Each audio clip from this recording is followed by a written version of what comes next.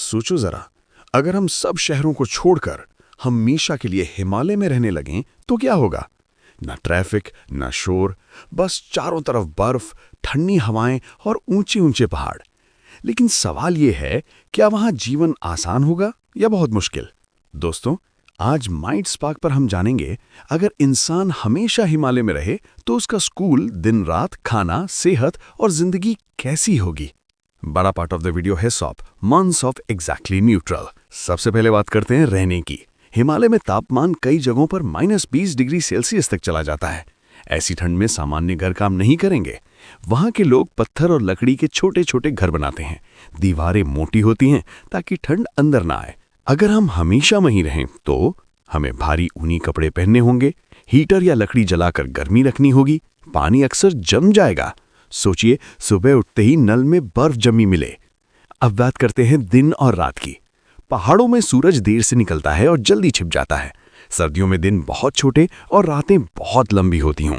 मतलब क्या, सुबह 8-9 बजे उजाला, शाम 4-5 बजे अंधेरा। अगर हम वहां रहें तो हमारा रूटीन सूरज के हिसाब से बदलेगा। ज्यादा काम दिन में करना होगा, रात को जल्दी सोना पड़ेगा। वहां की जिंदगी नेचर के हिसाब से चलती है, क्लॉक के हिसाब से नहीं। अब सबसे मजेदार सवाल, हिमालय में स्कूल कैसे होंगे। पहाड़ों में कई जगह स्कूल बहुत दूर दूर होते हैं। बच्चों को रोज कई किलोमीटर पैदल चलना पड़ता है। सोचिए, बर्फ में चलकर स्कूल जाना, तेज हवाओं के बीच पढ़ाई करना। कभी कभी बर्फबारी के कारण स्कूल बंद भी हो जाते हैं। अगर हम सब वहीं रहें तो स्कूल छोटे छोटे गांवों में होंगे। ऑनलाइन पढ़ाई मुश्किल होगी क्योंकि नेटवर्क कमजोर हो सकता है। पढ़ाई के साथ साथ सर्वाइवल स्किल्स भी सिखाई जाएंगी, जैसे आग जलाना, पहाड़ों में रास्ता ढूंढना, जड़ी बूटी पहचानना। मतलब किताबों के साथ प्रकृति की पढ़ाई भी होगी। अब सोचो, खाना कहाँ से आएगा। हिमालय में खेती करना आसान नहीं है। वहाँ आलू, जौ, कुछ सब्जियां उगाई जाती है। अगर हम बाहर रहें तो हमें सीमित खाना मिलेगा, ज्यादातर लोकल खाना होगा। बाहर से सामान लाना मुश्किल होगा। कभी कभी भारी बर्फबारी के कारण सड़कें बंद हो जाती हैं। मतलब कई दिनों तक बाहर की दुनिया से कट सकते हैं। ऊंचाई पर हवा पतली होती है। इसका मतलब ऑक्सीजन कम, सांस लेने में दिक्कत, जल्दी थकान।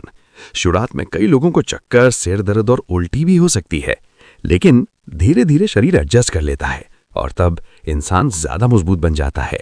सिर्फ मुश्किलें ही नहीं, हिमालय में रहने के कुछ जबरदस्त फायदे भी हैं।